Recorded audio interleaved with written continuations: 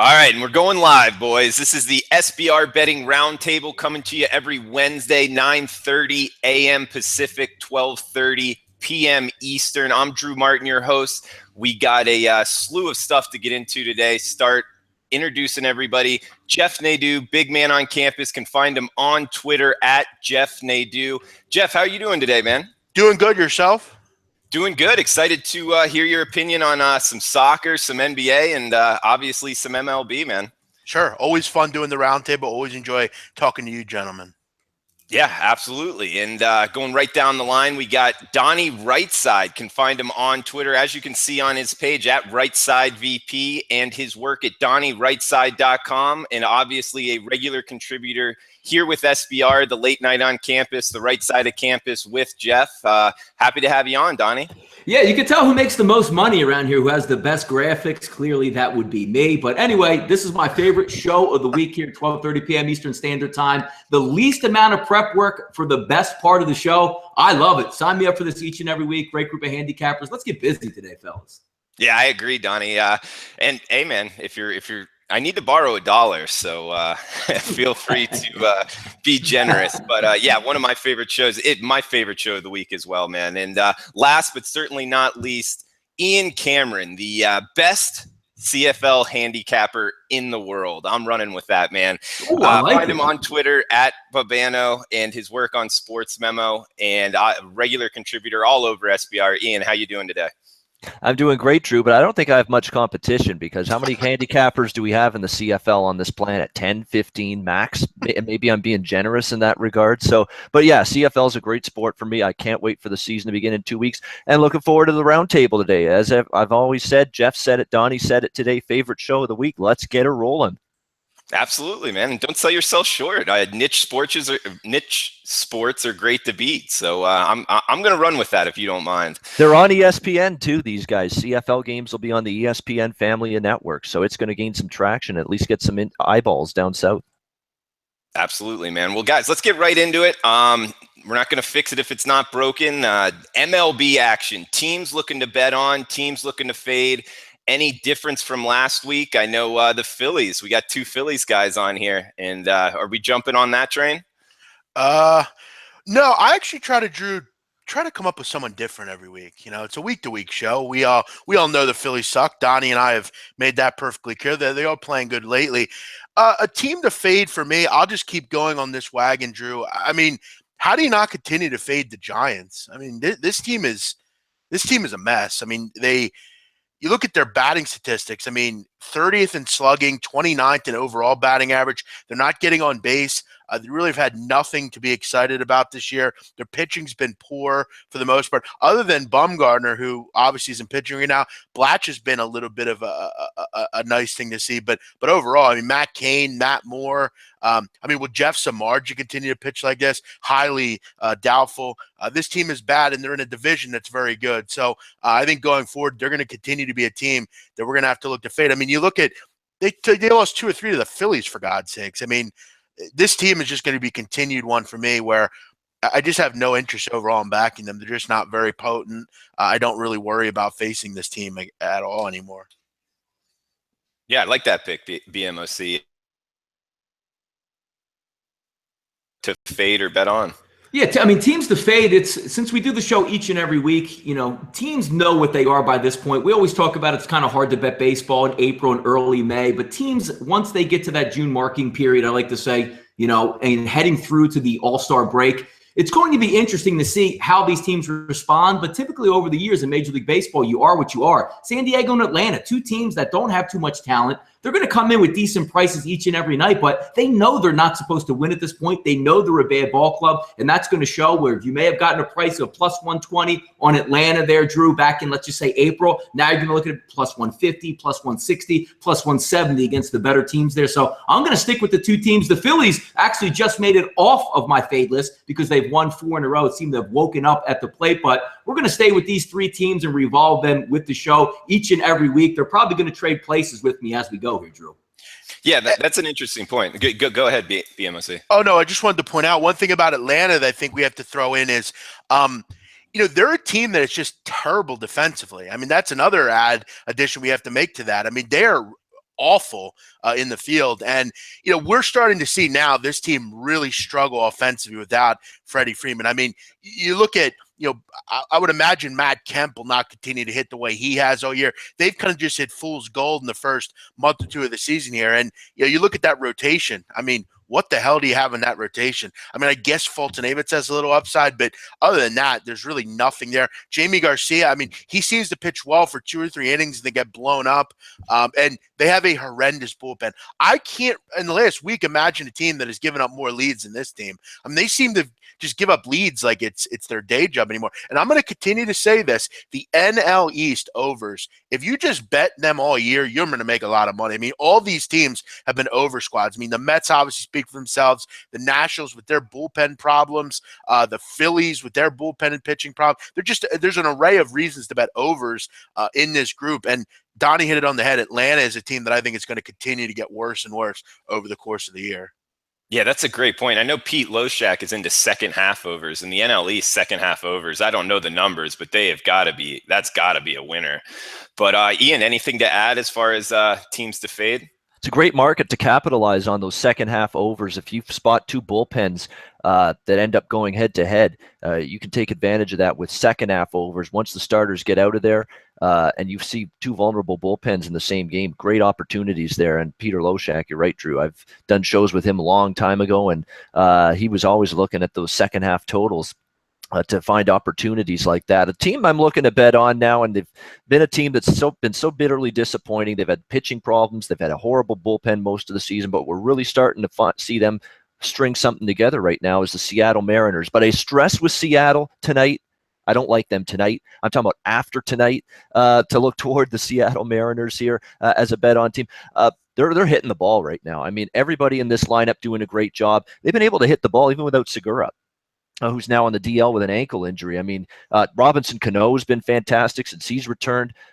Nelson Cruz, Cal Seager, Taylor Motter's really given them some good at-bats. Mike Zunino's all of a sudden woken up at the plate.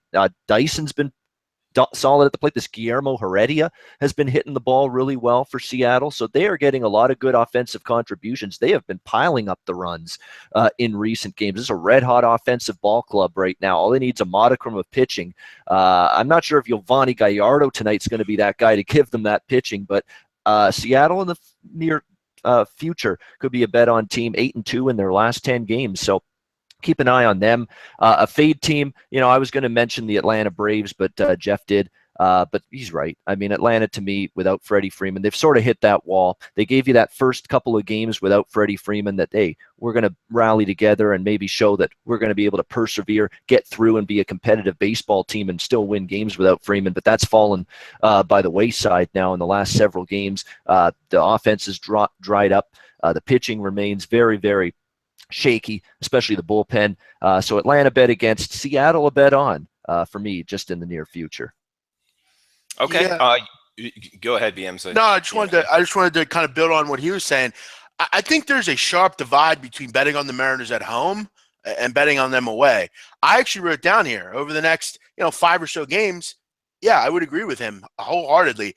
But on the road, you cannot bet this team. They are awful on the road. 11-20 this year. They're just a totally different team. I do like the points he made about actually betting on them. I think at home, they are a clear bet on team. 18-10 in this ballpark. You look at over the last 7 games for the Mariners, 8.3 runs a game, hitting 356. That's obviously extremely good. And you look at opponents during that time, hitting just 217 and scoring under 3 runs a game. So they're killing teams right now. You look at last night, absolutely murdered the Minnesota Twins. And James Paxton's back, which I think Ian mentioned. He just adds that dynamic to the front of that rotation that they really needed. Again, they've had some problems in that rotation as far as staying healthy, but you look right now, their bullpen can't even blow games because they're up so much in some of these games. So I think there's a clear, sharp divide between betting on them at home, between betting them on the road. On the road, I don't care who they're facing. I'm not interested in the Mariners, but I think he makes a very good point on how they're playing. And at home right now over the next 5 games, I think you got to keep going with it. And I will say this about Seattle, despite their road struggles, their last road series, impressive. It was a mini series, but a 2-game sweep of Colorado in Coors Field. That was very impressive for Seattle. It remains to be seen if they can parlay that into turning around their road woes. But still, it's a team that's going to be worth backing, I think, in the near future. Although I stress, guys, not tonight. Not tonight. I do not. In fact, I kind of like the other side tonight. I mean, Yovani Gallardo is a complete mess. Let me ask you something, Ian. I mean, don't you kind of cancel the pitchers out? I mean, what are you getting with Mejia, really? I mean, I don't think he's any better than Gallardo. I mean, you're like canceling each other out. I mean, I know Gallardo's been poor, but at least he is a veteran pitcher. He's like, he is going to be able to eat up some innings. But I mean, Mejia is just as bad, isn't he?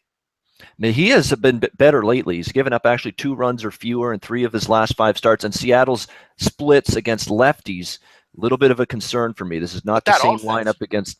Right now, they're in good form, but against lefties for the season, it's been a little bit of a troublesome spot for them. So a little bit leery of that one tonight. But we'll be getting back to this one later in the show because there is an angle I like for best bets. So stay tuned. Yep, looks like we're going to be loaded up on that game for best bets today because I'm headed right down that path as well. Hey, Drew.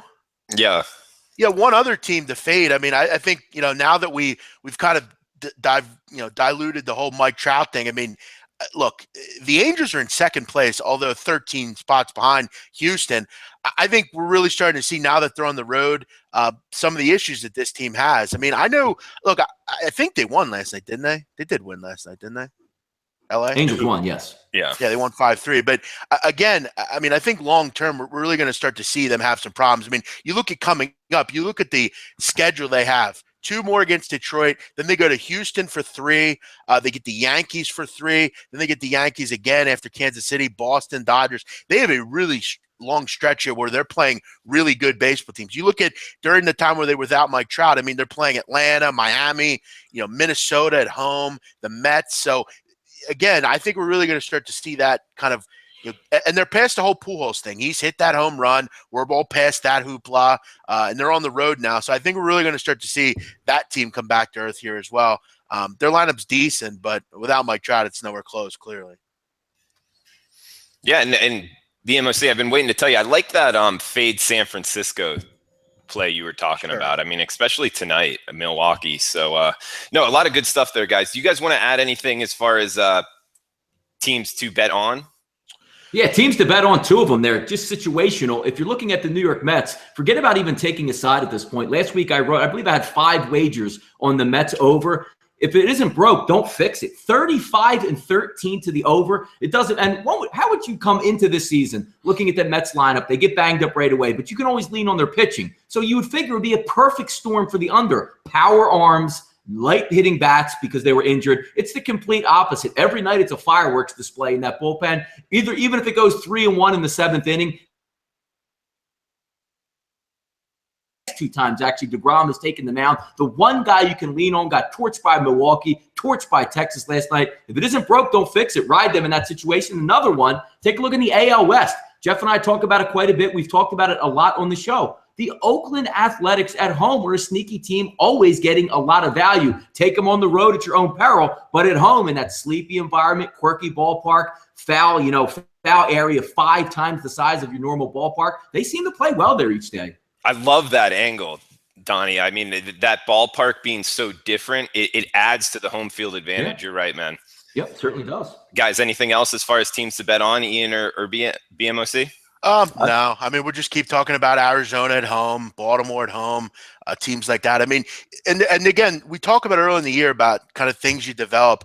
You're going to start to see as we get more and more into the summer, the same teams being talked about. It's just it's just how you have to do baseball. You can't really – sometimes you got to jump off things. You got to – I know Teddy Covers is all about finding those teams, like where to kind of, play on and things like that. I'm going to just kind of do what Donnie says with if it's not broke, don't fix it. You'll lose once in a while. But I'll tell you last night, I had Houston. I mean, I won't lie. I mean, I had the Houston Astros, and it was the worst loss of the year for me. But look, at some point, a team's going to lose a game like that, and their streak's going to end. It was a brutal way to lose. But look, tonight, I don't think I'm not going to jump off the Astros. I keep riding these kind of things, and that's kind of just how I bet baseball. But I think, Drew, over the course of the year, I think we've done a great job of kind of outlining some of these teams that have kind of been good for us, and that's kind of come to fruition.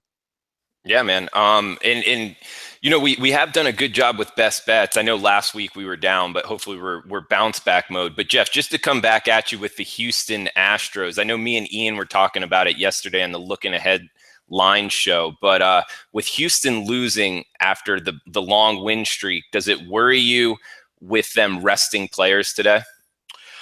Well, look, I mean, I'm definitely going to look at the lineup, but I got to tell you, and I think Donnie and I have mentioned this. I mean, you look at their bench. I mean, they have one of the stronger benches in the league. I mean, you look at that lineup in general, though. I mean, very strong. But I'm not with Houston. Not really. I mean, they still have plenty of guys that can hit. You look at guys in that bench. I mean, you look at a guy like a Jake Marisnik, a Carlos Beltran, who look could be a Hall of Famer someday. I mean, he's a bona fide good hitter in the major leagues. Obviously not what he once was, but Marwin Gonzalez has had a very good year. He's on my fantasy team. I picked him up. It's kind of a bench player. Obviously Evan Gaddis and Brian McCann, two guys you can kind of interchange. So not particularly. And against, which I'll get into in the play of the day, and with my pitcher to back, they have a lot of things that I'm excited about. Look, they're not going to win every game. At some point, they were going to lose. I just didn't think they would lose like that. But yeah, no, not particularly because they have good depth. So, okay, well, that's a good segue. You guys want to get into pitchers to back and pitchers to fade? Sure. All right, let's roll. Do it. Yeah, as far as Houston being tired, I mean that's complete malarkey. Come on, dude. It's baseball. I mean, you get days off, things like that. These are professionals. These are the best in the world. Listen, I get tired of doing the show, doing shows sometimes. You get tired of doing anything. You got to keep pressing on. It's all about being a professional, I guess, at some points. Yep. Pitcher to back. Listen, I mean, I'm going to go very square here, but I think we have to talk about what truly this guy's done this year. Dallas Keuchel. He's gone tonight. 9-0, a 1.67 ERA. Left-handers are hitting 100 against Dallas Keuchel. Righties, 203. Overall, 183. You know the great thing about Houston is also, Drew? I know people are going to say to me, well, you're going to have to lay a big line with Dallas Keuchel. Not really. You lay the run line. 7 of his 9 wins this year have come by 2 or more runs. He has a great lineup behind him to kind of fall back on that they're going to score for him. You also look at the fact of that bullpen. I know last night they had some trouble, but overall, this is a very good bullpen. Dallas Keuchel, I mean, he's last year had a little trouble on the road and things like that, but this guy I think is probably, other than Chris Sale and Kershaw, the best pitcher in baseball. We would probably agree. He has been an absolute bet on, and I would lay the run line with him too. I don't disagree with you, them being the away team today. But Donnie, what about you, man? Any Yeah, I'll take a piece out of Jeff's playbook on this one with the Houston Astros, just taking a piece from Jeff here. I mean, forget about Dallas Keuchel, Jeff. Let's just go with the entire pitching staff starting rotation for Houston with that record. You're looking at Keuchel, 10-1 in 11 starts, the actual team record for the team. Lance McCullers Jr., 10-2 in 12 starts. Peacock filling in 3-0 in his 3 starts. Matt Fiers with a 5 ERA is 7-4 in his 11 starts with the team in that situation. I know there's not much value, but sometimes, when you have a hot hand, you just have to ride it. If you're going to win, I mean, just take a look from a theoretical playbook for yourself. If Houston's going to play a 3-game series and they're going to win 2 of 3, does it matter if the lines are lining up 150, 160, 170, or 180? It's going to be profitable over a series term. Do I like to personally bet that situation? Not really, but I can't fault somebody who's just going to say, look, I'm going to ride Houston until the wheels fall off like we talked about earlier. It's a smart investment if it is going to make money. Secondly, I have 2 pitchers here, which I don't have any, but the numbers bear it. And you're going to get into Hellickson and Sabathia again each and every week. Don't know how it's done. 11 starts with Sabathia. The Yankees are 9-2. Hellickson, 9-3 over his 12 starts. 11 starts with Sabathia, 12 for Hellickson. I won't be backing them, but every time I see numbers like that, it reasons the stand and say, if the team isn't good but the pitcher is winning, there's going to be some value in there. But I'd rather poke my eyes out than bet either one of them. But record bears it. They win money. Yeah, and you talk about value. I mean, value, it's tough to explain because Houston's up, 20 units on the season? So if you've been doing it, you've obviously been making a lot of money. So that's a great point. True. The great thing about Sabathia, though, which is why he wins so much, I mean, look at the team behind him. Look at the fact of how they score runs. Look at the bullpen behind him. He's in a good situation, albeit. I mean, he gives up 3 or 4 runs, which is kind of his norm nowadays. He's going to get run support. He's going to get a great bullpen. That's the great thing about good bullpens. Not many teams can say they have one. And when you pitch in the Yankees, you have one. It's a great thing to fall back on. And I'm not saying they go out there with, I'll just give 4 or 5 runs and the bullpen will rescue me. It's a thing to have that you can kind of kind of have and feel good about. I mean, when you go out and pitch, you're going to give your all. But if you can feel like, wow, I got support behind me, I got this lineup, these young kids coming up. And look, the Yankees are only going to get stronger, I think, over the course of the year, because eventually they're going to realize Chase Headley's a fucking hack, and they're going to sit him down and bring up Gleyber Torres. Chris Carter's not going to get so many plate appearances. So, again, they're only going to get stronger in the coming years with this nucleus. But great point by Donnie. Not sexy pitchers, but they're making money for people. So why not? Absolutely, man. Great point. Hey, Ian, anything to add to this? Yeah, for bet on pitchers, 2 from the NL West. Ty Block for the San Francisco Giants has been really impressive, in my opinion, so far this season. You look at what he's done. He's not going to impress people because of his metrics and his advanced stats and all that. But he reminds me of Chris Young from Seattle, Kansas City. He went to the Royals for a bit. And what happened with Chris Young? What happened with Chris Young is that he was giving up tons of fly balls. His advanced stats were awful. Yet all he was doing was winning games for a lot of the period of time. And he was keeping the fly balls inside the ballpark, sort of reminding me what Ty Block right now is doing for the San Francisco Giants. I mean, he's a guy that's not got overpowering stuff or electric pitching arsenal by any stretch of the imagination, but he is getting outs right now, keeping the Giants in it, giving them a chance to win. So keep an eye on Ty Block, and he's not going to be priced like an ace, that's for sure, especially on a San Francisco team that struggled. So if there's one guy on the Giants rotation right now that might be a little bit undervalued, could be Ty Block. And you know what? I'm sold on the Teddy Covers waving the pom-poms for Robbie Ray after what I saw last night. I'm putting him in the bet on category. He finally had a nice home start last night against the San Diego Padres.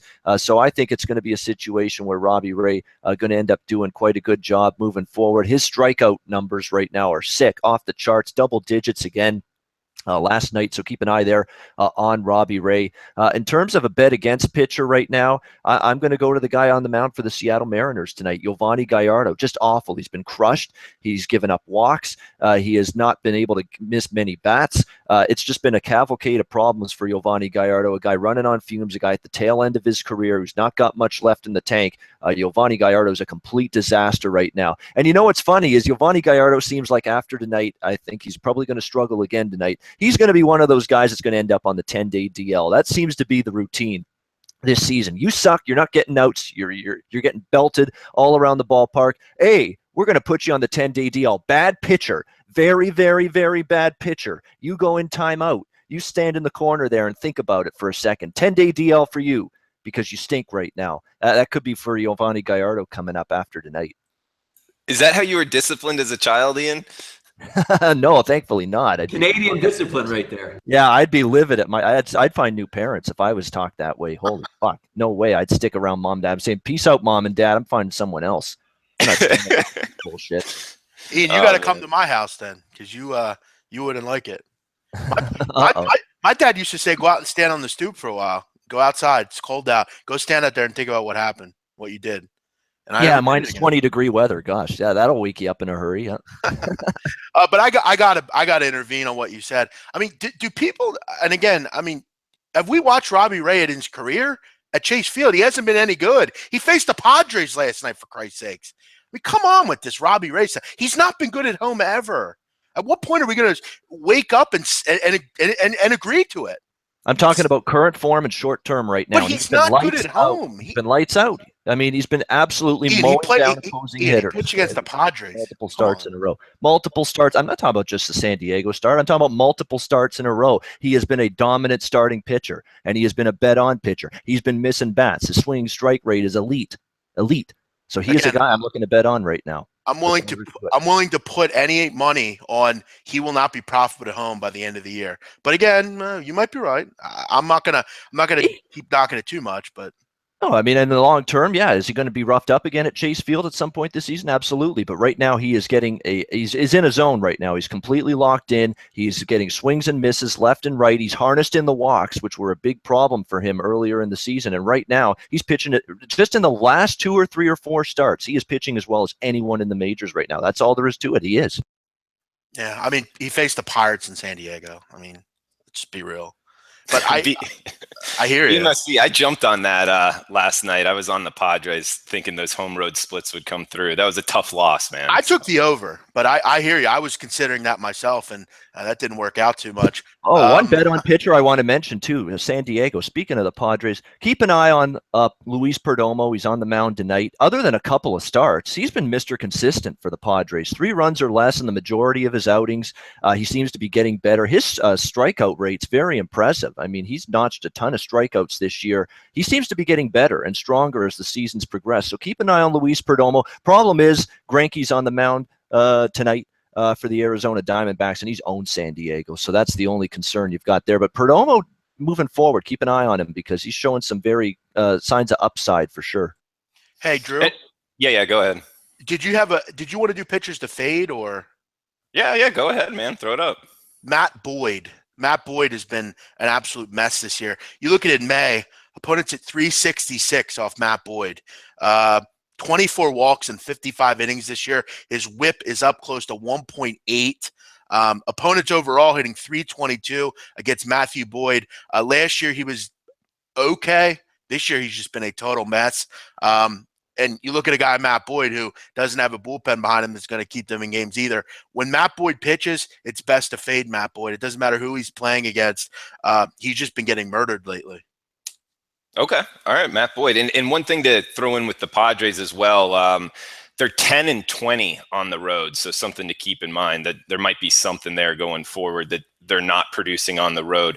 And obviously good banter there, guys. And just a reminder to the watchers out there, if you haven't joined the June MLB Bet Points contest, you still got time. Go ahead. The tab is at the top of the SBR page, SBR contest. And if you like the content we're putting out, please give us a like. The thumbs up button, that helps us out a lot. But guys, anything you want to throw out on today's card, keeping in mind we got MLB best bets coming up later. Anything tickle your fancy that you want to throw out there to the listeners? Yeah, I'll throw one out. I mean, this isn't my best bet, but it is obviously a game I'm going to look at. I'll go back down Main Street with Houston. I mean, the way they lost last night was obviously, I mean, that I don't know what a couple of those bullpen. What was Ken Giles doing with that pitch to Moustakas? I mean, in what planet did he think he wasn't going to absolutely murder that ball? I mean, I don't know what he was thinking with that pitch, but I'm going to go back to him today. I would consider the run line here. Jason Vargas has been particularly good. You would be correct, but again, I mean, a guy that I think facing an Astros lineup that will struggle, just like most of these guys have. I mean, you look at last night, you look at even Berrios last week, he faces the Astros and gets to get crushed. It's a different animal facing them. You also look at the fact that the Kansas City Royals have struggled significantly against left-handed pitching this year. You have probably maybe other than, right now they're one of the better lefties in baseball with Dallas Keuchel on the mound tonight. He's going very deep into games. Again, the one problem we have with bullpens are people get hurt, and we're going to have to see some of these kids come up that really don't belong coming up, and that's where you see bullpens kind of get jumped on. You look at last night, 2 of those kids in Houston's bullpen really don't belong up here. Davinsky did great, but the 2 come in and load the bases up and just make it difficult. So that is something I'm a little concerned with, but I think Houston bounces back, and they are a team that I don't think you're going to see long stretches of losing from this year. They're going to lose, but it's going to you look at the way they had to lose for them to lose. I think they bounce right back tonight, jump on Vargas a little bit, and are able to finish one out tonight. Dallas Keuchel continues to win, and I think they win on the run line.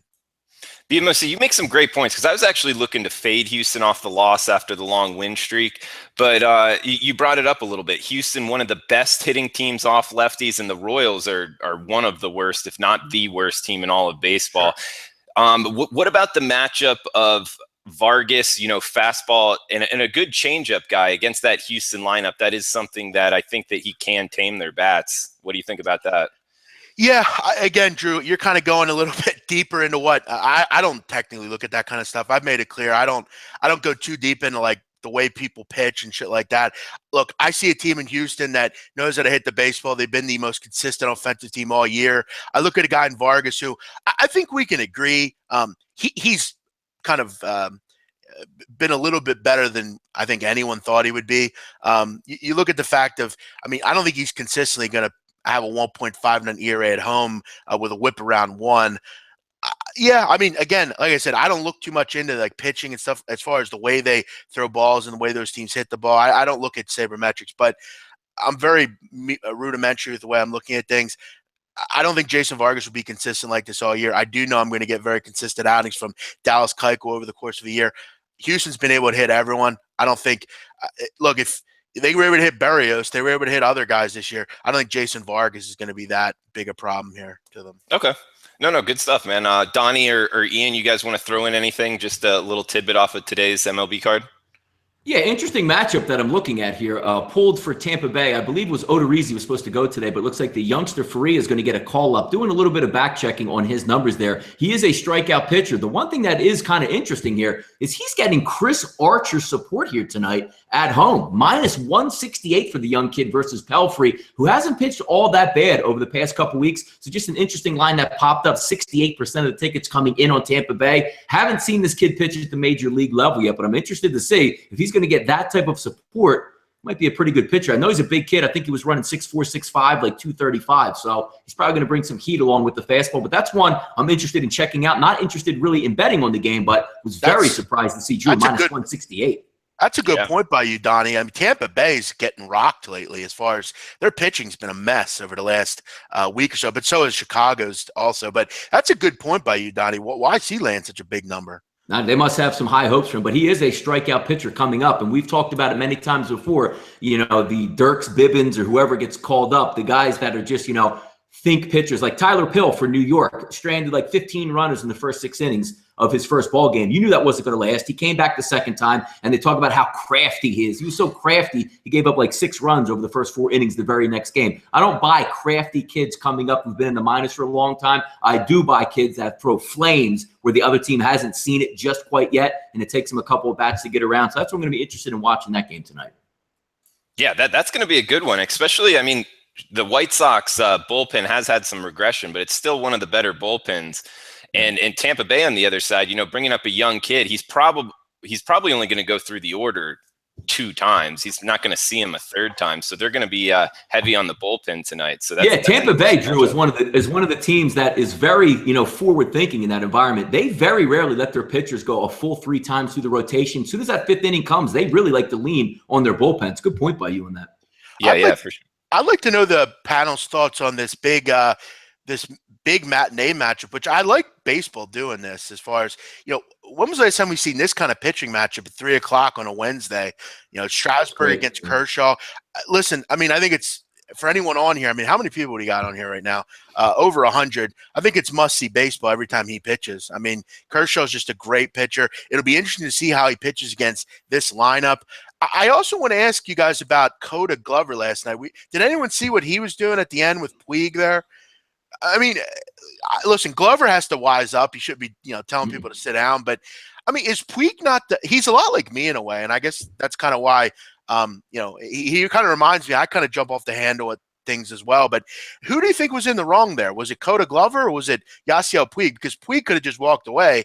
He indeed kind of continued it. But I want to know what the panel thinks about the game today. I mean, Kershaw at 160 at home. I mean, it's hard to pass up even against the Nationals. I mean, that line, usually you're seeing him in the 240s. I mean, Strasburg, what do you guys think?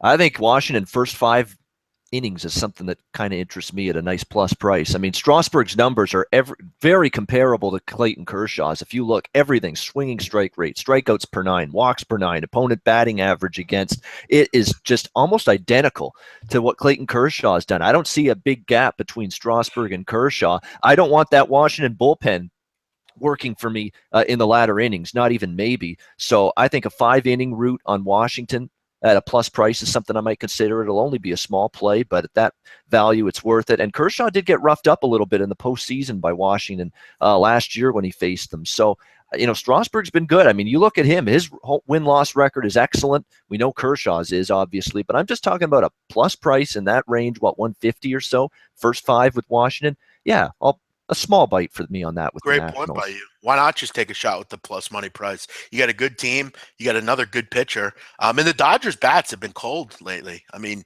have they not been cold? And it's bittersweet for me because I love this team. But right now they're having a little trouble hitting. So that's a good point by you, Ian Cameron. Great point. It's a What small about, play because I don't like fading Kershaw for anything Sure. significant. It's like but yeah, it's a nice entertainment play type of thing. Yeah. it's like watching someone put nails on a chalkboard fading Kershaw. I mean, it's just like it's brutal. It's brutal. what about first 5 under 3.5? We got getaway day, obviously Kershaw versus Strasburg. That makes some sense too. Yeah, definitely. Yeah, I mean, I guess just with 3.5 on a first half, just that. I mean, one swing in the bat. I mean, you're on the outside looking in pretty quick. But I wish I could get 4, but that's not going to happen. But yeah, I mean, like we've said, it's like hitting a golf ball. Like I don't even know what I'm trying to say, but it's just hard hitting Clayton Kershaw. Donnie, what about you? Where are you at in this game? First of all, I mean, I don't know why anybody's watching this game when you have Oakland and Toronto about to tee off about 20 minutes after that. So I will have no knowledge of the Strasburg game with Oakland in play. It's going to be the complete focus for me over here. What, Triggs isn't even pitching, Donnie? What do you care about Oakland? Your lover's not pitching. pitching. Yeah, Jarrell Cotton, it's my partner in crime out there as well. No, but seriously, on that Washington Los Angeles Dodgers game, it's hard for me. I see the 6.5. I see how well these pitchers pitch. I know the Dodgers bats have, slowed down a little bit, but 6 runs. I mean, just breaking it down, Jeff, 3 runs for each side here. I don't care how good the pitching is. They can certainly get that done. It's a hard number to take. I know Vegas puts that number out there and just trying to bait you and taking the over, but more times than not, Jeff, how many times have we seen a 6.5 total, 7, 8, 9, 10 runs in those games? And again, if you get 3-3, you have your free money already in pocket. I can't lean towards the under in this situation. I would lean towards the over here. Interesting point. I actually, when I see 6.5 or 6, and I think Drew, you said this before. I'm pretty sure it was you. You usually shade to the under in that situation. Look, with these two pitchers, it's hard for me to bet an over with that bullpen for the Dodgers. But then you got a bad bullpen for Washington. Yeah, it's tough. Does anyone have an for this game? But you know what I've seen before too, guys, and to Donnie's point, and why this might substantiate his opinion a little bit. I've seen this movie play out before where you've got these 2 big-time pitchers. Everybody's excited to see the matchup. Next thing you know, 9-8 final score. I mean, I've 4-1 seen in the 3rd inning. Yeah, exactly. I've seen it. I have seen it before. Everybody's thinking, lights out, shut down arms, Strasburg versus Kershaw, the mammoth Titanic collision about to go on here. And next thing you know, an 8-7 ball game, and it's a slugfest. It's happened. It has. Oh, absolutely. And what's the old saying? You can get to 6 by accident in baseball, but that's why I was trying to use the first 5 to leave Washington's bullpen out of it. But it's an interesting matchup. What you got, big man? Yeah, I just wanted to ask maybe if one of the listeners can point me. This is the one game where I'm not seeing an umpire. The one other one I will. Whitson, Jeff, 13. The umpire's 13-13 to the totals. Okay, so he's very not really a problem. One other one that kind of was close to being a player for me, I might even consider looking into it. I mean, you look at Indians Rockies today. I know Freeland's pitched well, but I'm not buying this Trevor Bauer stuff lately. I'm really not, especially now that he's going out to Coors Field and facing that lineup in that ballpark in a day game. You look at the for that game today, Jim Wolf. Going today. In his 10 games this year, he's 8-1-1 to the over. Games averaging over 13 runs per game. The whip in his games is high. The amount of walks in his games are very high, and the ERA in his games are very high. So, I mean, you look at the ERA in his games, a 6.1 collectively average. I mean, he's just an over out in Coors. Trevor Bauer, those 2 lineups. The one concern I do have, though, Cleveland against lefties. Cleveland has struggled this year to hit lefties, and that's kind of why I've looked at some of the Jason Vargas stuff. I mean, in his last 2 games, he's faced Cleveland. I mean, Cleveland can't hit lefties. So you look at some of his numbers, I think they're a little skewed for who he's faced. But, I mean, Jim Wolf's been one of the better over umpires this year. So out in Coors, that could get interesting. Yeah, regarding the Indians' struggles against lefties, Jason Vargas was down the regression warpath for a little bit there. He had a couple starts, Jason Vargas, where he was getting roughed up. Then all of a sudden he runs into the Cleveland Indians lineup and he pitches a complete game shutout in that game. And that tells you Cleveland scuffles against lefties. They've got a losing record on the season against lefty starters.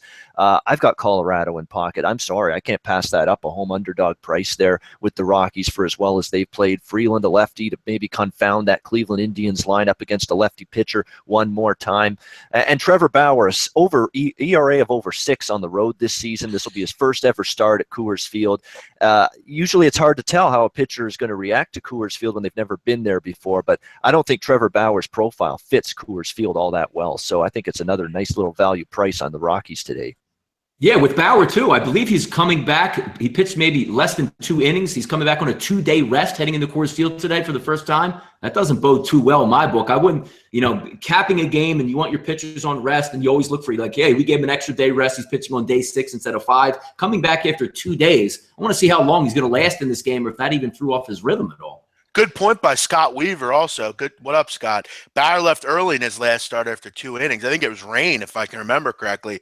So his kind of, his routine's kind of screwed up in a way here. Yeah, I think we're all – Drew, what do you think about that? Bauer, I don't believe in him. You can't believe in him after a couple good starts. Yeah, I'm on that boat, and it's interesting because so he pitched 3 days ago, and he only went 2 innings?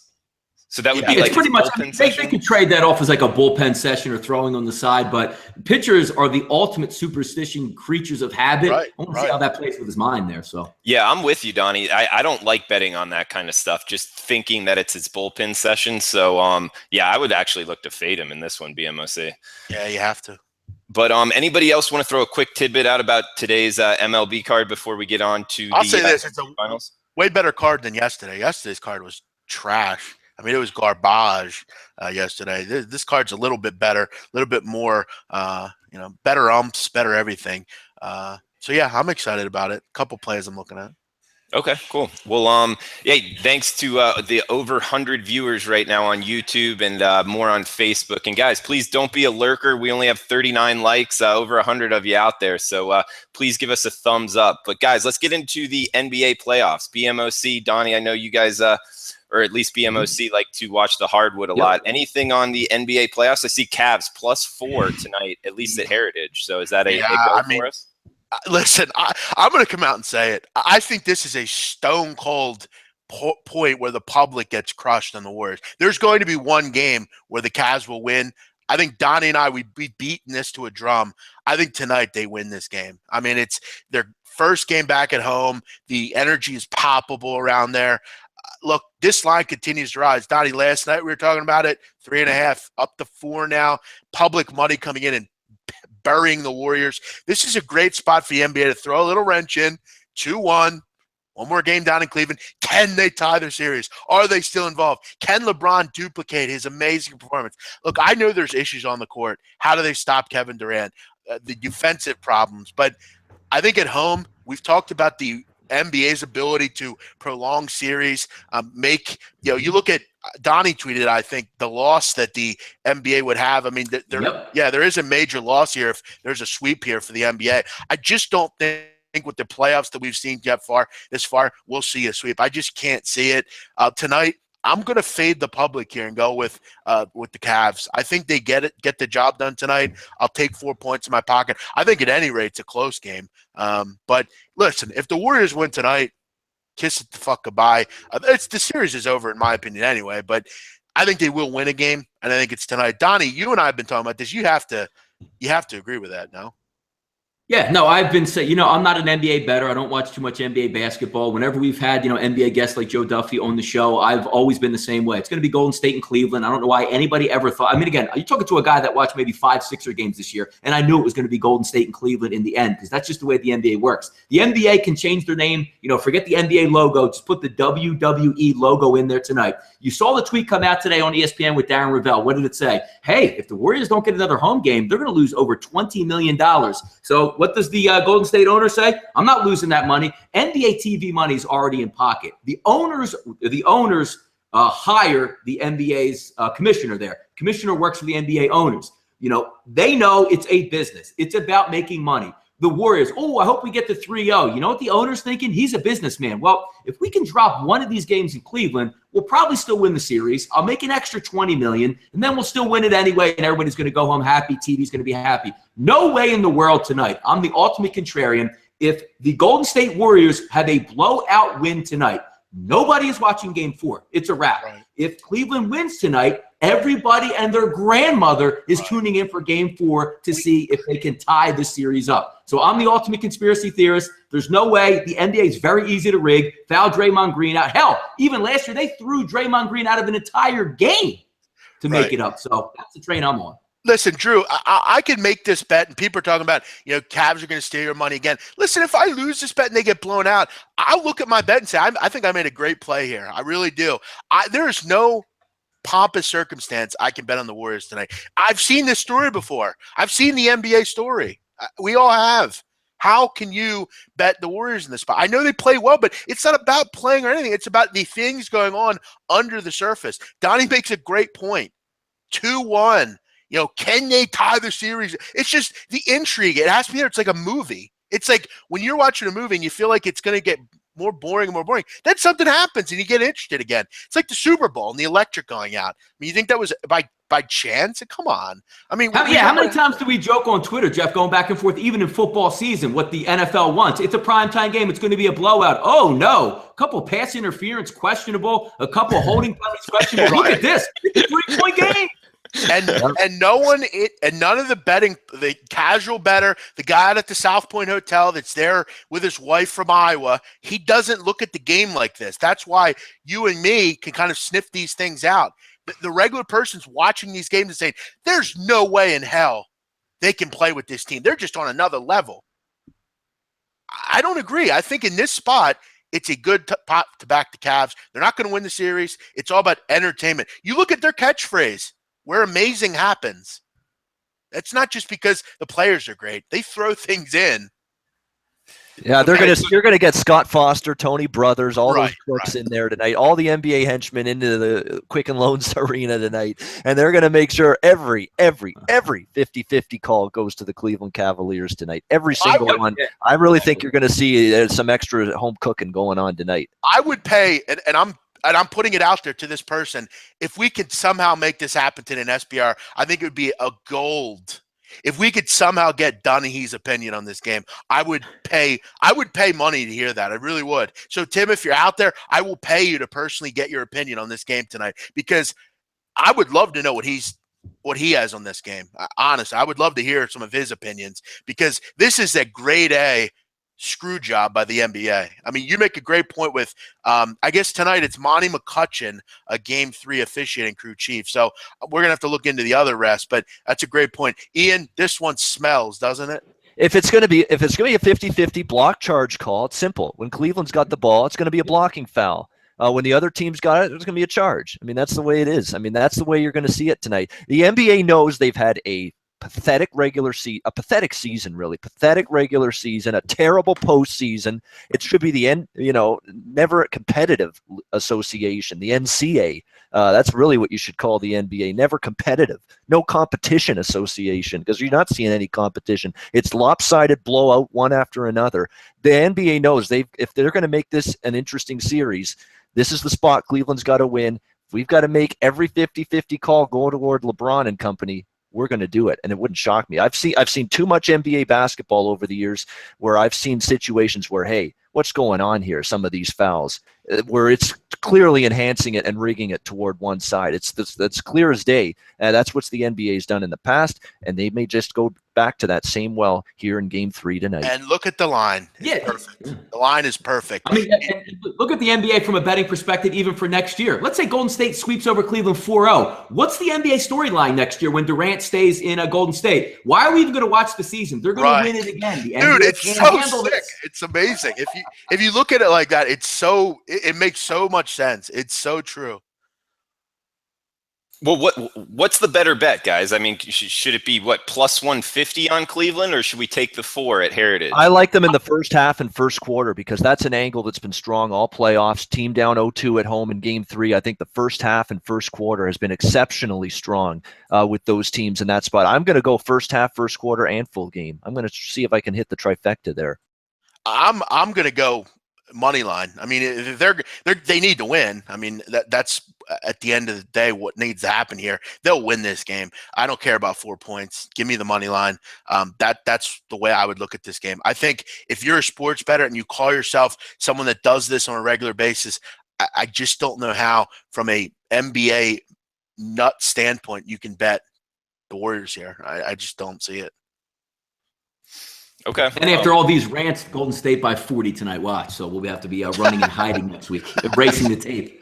Well, yeah, what we're doing with this recommendation is we're not breaking down X's and O's. We're not looking at matchups on the basketball court. We're picking the brain of the NBA and what they want to do and what they may try to do in a spot like this. Ian, you would agree. I mean, for me to make an argument that the Cavs are the same team as the Warriors is ludicrous. I mean, I agree 100% they're a much better team, but this is from a stone cold, I'm buying into what the NBA sells year after year. It is truly a movie. I've said that time and time again. Sexy sells. It does. I'm sure Tristan Thompson will have a huge game tonight after Khloe Kardashian baked him cupcakes. I'm sure. Listen, I've seen this novel before. We've all seen it. Yeah, I mean, Draymond Green complains after every foul call tonight. Boop, boop, 2 quick tees, you're out of here. Yeah. Watch it happen, yeah. I could see No, it will be interesting to see how they do it as far as who goes into foul trouble. I mean, do they put a quick 2 on Durant and then he's got to sit, something like that? Or there's going to be something, and I'm going to laugh when I see it. I wish we could be on the air during when this all happens, because we're going to just pick it out. We're just going to pick it out like I pick out cookies at the store. We're just going to meticulously just pick it out. I mean, it's amazing. Really. Watch Durant get 3 first-half fouls. Get him the hell out of there. He's killing this team. We got to get him the hell out. Amazing. Yeah, I'm going to put a little bit on that big BMOC. Plus 150 at Heritage right now. It looks like that's the highest you can get. Plus 151 at Bet365 right now. But yeah, guys, we got to move on real quick. Ian, you want to throw in anything on the NHL or the CFL coming up as well? Yeah, we're going to go briefly on the NHL. There's really not much to say. I mean, the home teams won every game, and I know Nashville's been the better team most of this series, but they've had a tough time in Pittsburgh. I mean, they've lost both games in Pittsburgh, even though they shouldn't have. Pecorine didn't play good in the first 2 games in Pittsburgh. They're on a losing streak going back to the regular season in Pittsburgh against the Penguins. So it's tough for me. As much as I think Nashville's been the better team in 4 games in this series, they've still got to prove to me they can win in Pittsburgh. And so far, they didn't in the regular season, and they haven't so far in this series. So I still think there's value at the plus price on the Nashville side in Game 5 of that Stanley Cup Finals tomorrow night, but I don't know if I'll touch it. Maybe the over, because you've seen an over pattern in the first 4 games of this series, a zigzag theory in basically with the total in the finals. So maybe we get an over after Game 4 stayed under the total. So I'll lean over 5.5 for Game 5 of the Stanley Cup Finals. CFL, training camps are well underway. First week of preseason this week. We had the first preseason game last night, BC against Calgary. Calgary with the victory, 23-18 in that one. Big news, I guess, in the CFL. Everybody's excited about the Vince Young experiment with the Saskatchewan Roughriders. How's that going to work? Well, it's been a complete disaster so far. He's looked bad in training camp so far. And then yesterday, Drew and Jeff and Donnie in practice with Saskatchewan suffers a hamstring injury. Now may not suit up for the first preseason game, and he needs every rep in a game situation that he can get with Saskatchewan in the preseason, and he may not get that now due to this hamstring injury that he suffered yesterday. Kevin Glenn, the veteran CFL quarterback, already the favorite to be the starting quarterback for Saskatchewan for Week 1 in a couple weeks of the regular season. But now that Vince Young's gone down, it's made his path even easier. So just a disastrous start for Vince Young in this attempt at a football comeback. Is struggling to grasp things in the Canadian football type of playbook. The offense is a little bit different, 3 downs as opposed to 4 downs. Now you've got this hamstring injury that you suffered yesterday in practice, and now Vince Young, all of a sudden, the experiment that looked so promising at the onset, it's gotten off to as bad a start as you could imagine. No dream team comments, huh? Nope, not happening here. The Saskatchewan Roughriders are going to be a better team. They were awful last year, but rebuilding squad, and they were hoping Vince Young could compete for that job, but he was not looking good in practice. He's 34 years old now. We have to keep that in mind, and he hasn't played in pro football in 4 or 5 years. So you got to keep that in mind. He hasn't been on a roster, I think, since 2013 or 14, a pro football roster since that time. So it's been a tough start for Vince Young. We'll see how severe this hamstring injury. Nobody knows really how long it's going to keep him out. It's day-to-day, week-to-week thing right now. But if he suits up for Saskatchewan's first preseason game this weekend, it would be a major surprise to me. I think he's going to be out for at least that game. Hey, well, Ian, real quick, you say CFL, you say preseason, so I kind of feel like, it's degenerate special, but it also sounds beatable, man. What books offer CFL preseason, and do you recommend betting on it? I saw CFL preseason lines last night at Bet365 had them, Bet Online had them, and I think that's about it. I mean, it was scarce in terms of a marketplace for CFL preseason. As in terms of last night's BC Calgary game, I don't really do much with the CFL preseason other than try to watch as many games as I can. There's a lot of once you get down to the second half of some of these preseason games and you're down to second and third stringers, you think the second and third stringers in the NFL, you're picking at the bottom of the barrel. Wait till you get to the CFL. You're trying to handicap and prognosticate how a third string linebacker from Simon Fraser University in British Columbia is going to do. Sorry, I'm not going to do that. I mean, it's totally random shit. Who the fuck knows what's going to happen and how they're going to perform in a CFL preseason game. So I stay the hell out of that. Believe me, 2 weeks when the regular season begins, great opportunities, tons of great opportunities to cash tickets, lots of games to bet. I'm more than happy to wait until the regular season kicks off. Thank you, Ian, for that. I appreciate that approach because one of my favorite days of the summer is when I say, buy my NFL X package. Boy, do we have a winner in game one in the preseason. I want to kill myself. I like the spring training people. Yeah, we're gonna be able to handle. We need a whole show on that. Yeah, we need a whole show. We're gonna be able to handle 16th round picks, and we're gonna make predictions on how they're gonna do. Right. Yeah, the kid's number on the field, legitimately on the back of his jersey, is like 116, and you're gonna be betting on that guy. They're cashiers at Shop right now. After Exactly. their career didn't work out, they're now garbage men. So how that work out? BMOC, you want to throw any soccer betting info in? Yeah, quickly. Season over mostly for the domestic league. I'll still mess around with the Irish league a little bit. Other than that, though, World Cup qualifiers get started on Friday. I know SBR did some coverage on that yesterday. I'll have my plays out for that. World Cup qualifiers and World Cup stuff is kind of my true wheelhouse in soccer. I love domestic stuff, but I do love the international stuff even more. So I'll be getting those plays out today. We have some good ones I'm looking at already. So World Cup qualifiers coming up, Drew. Hey, I'm actually going to get a little selfish here. I think we got Costa Rica versus Panama tomorrow night here in San Jose. Thinking about going. You like anything in that one? I'll tell you what, those Ticos down there, that's a great atmosphere at that Azteca Stadium, I think it's called. I got to tell you, I'm not huge with Central American and, I'm more a European soccer fan for the most part, but I got to tell you, that's a great atmosphere down there. I know they crushed the United States a couple months ago. I remember those guys were watching the game. So, yeah, I mean, Panama's not a particularly good side. In front of that crowd, I think you should definitely go. I think that'd be a great atmosphere to go to. But I will admit, I'm more of a European soccer fan. I do mess a little bit with Argentina soccer, but other than that, Costa Rica, always a good defensive side. So should be a low-scoring game. But, yeah, I would definitely go if I were you. It'd be a great atmosphere. Yeah, man, might down some Imperials and root for some Costa Rican soccer. Yeah. Good life. What's that? It's a good life being Drew Martin, I guess. Hey, man, you guys are up there in Philly hitting Phillies games and UCF Temple college basketball games? Remember that, Donnie? We're going to be doing it this year. What do you mean? That sounds like torture, Drew. What are you talking about over there?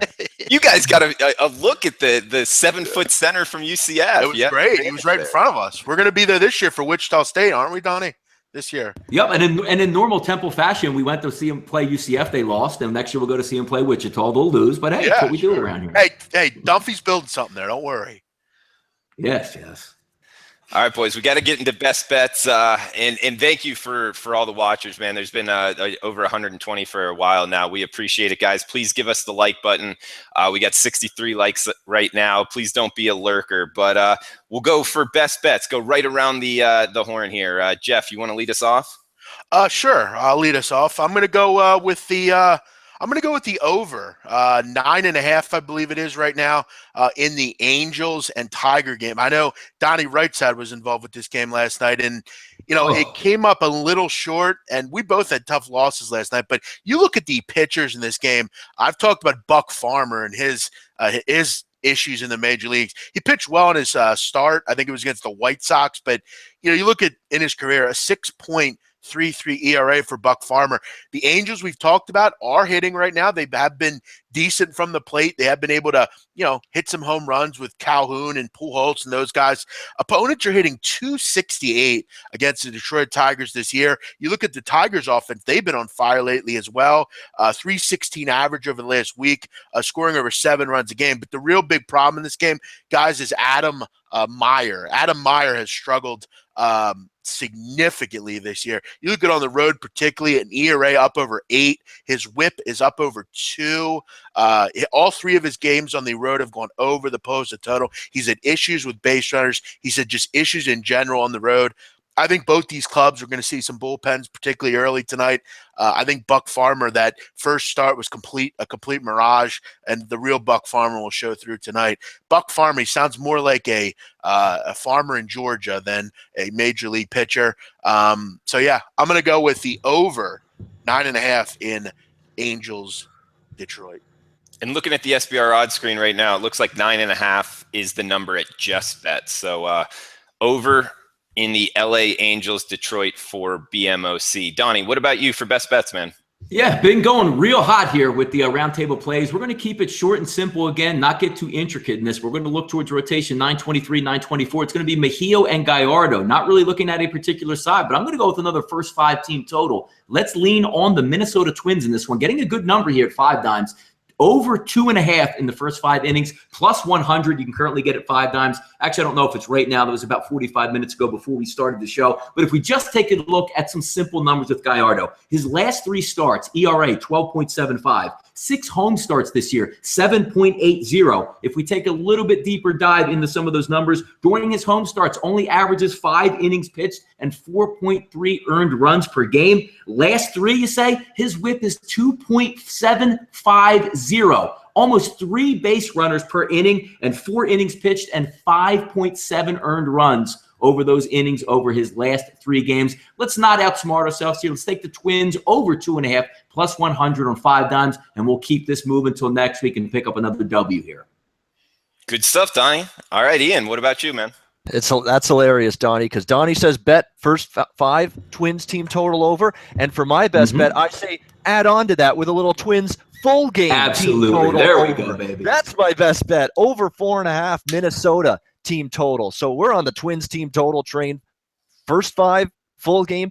That's a hilarious coincidence. But yeah, over 4.5 full game team total. Look at some of these splits here that we've got with the Twins against Gallardo in the past. Buxton, Donnie mentioned it with Gallardo. The walks he's been crushed in his last 3 starts. He's been awful. He's been walking guys left and right. He's been giving up home runs. He's been giving up hard contact. Buxton 2 for 2 against him. Jason Castro 8 for 21, 381 average against him.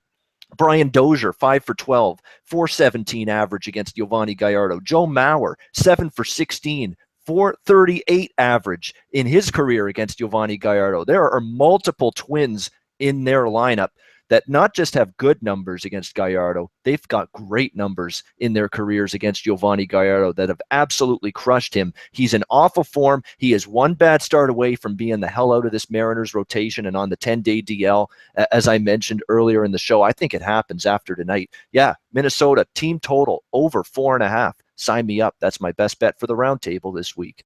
All right, Ian, and what book can we get that on?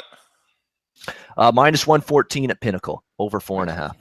Okay, good stuff, man. And make sure to check out Ian Cameron on the Ice Guys. Is that what you're calling it? And then what are you going to call it for CFL? We got to still think of a name for the CFL show. Why just call it the Ice Guys again? It's Canada. It's probably freezing up there anyway. So. The Gridiron Guys. I don't know. So we'll have to change it something. But we'll figure it out by next Tuesday. We're going to be. It's going to be a great show. Andrew and I. We did the hockey show, and then next Tuesday is our premier CFL show. Next Tuesday, noon Eastern, 9 a.m. Pacific. It's going to be a half-hour show. It's going to be a lead-in to Jeff and Donnie's Right Side of Campus on Tuesdays. So you've got back-to-back live shows. On Tuesday afternoon. We could do that at SBR. Wow. Yeah, noon Eastern, half an hour, leading right into the Right Side of Campus with Jeff and Donnie on Tuesday starting next week. Live shows back to back. You just have nothing. You know what? All you got to do on Tuesday afternoon starting next week, just sit in front of your computer, watch SBR videos for 2 hours with great programming. Our CFL show, Jeff and Donnie right after. It's going to be great. You'll enjoy it. That's a good name for your show, Third and Trois. I don't know. What's trois mean? It seems like it would be something. 3 in French. Okay. Well, yeah, there we go. That could be a good name. I mean, for your show. There's only 3 downs and there's no 4th down, right? That's right. We'll incorporate Do the something 3 down French. element. Yeah, I think that would be maybe menage a trois. it could be. No, that'd be a good one. So that's on Tuesdays, Ian. I'm starting a new show called Marketology, trying to talk about money management and sports betting, and that will be coming out next Monday. And we also got Jeff and Donnie on the right side of campus and the late night on campus. You guys want to shout out to the times of that one? Yeah, we would. We're every night except for Thursday, 10 o'clock Eastern. We're working out some cool kinks. We got some cool ideas we're trying to, throw into the show, callers calling in and things like that, maybe a little voicemail once in a while. We'll do that. We also have the right side of campus every Tuesday and Friday at 12:30 Eastern. All right, boys, and thanks to everybody on the chat box for chiming in the likes. I'm getting to it. I was trying to throw everything else in there, but I'm going to go with Milwaukee. Back in Nelson, he's put together a couple good starts and fading San Francisco, like we touched on earlier. I think Block, his contact percentage is very high, putting him in Milwaukee into that boom box where Milwaukee really rakes lefties this year. So taking Milwaukee, looks like the low number is -125 at the Greek. Like it. All right, boys. So I'm on Milwaukee -125. We got Ian and Donnie on a correlated play there. Donnie, Minnesota team total over 2.5 first 5. Ian, Minnesota team total over 4.5 full game. And we got BMOC on the Angels Tigers over 9.5 at Just Bet. All sound good, boys? Yep. Absolutely. All sounds good. All right, guys. Thanks for tuning in. We'll see you next Wednesday, 12:30 Eastern, 9:30 a.m. Pacific.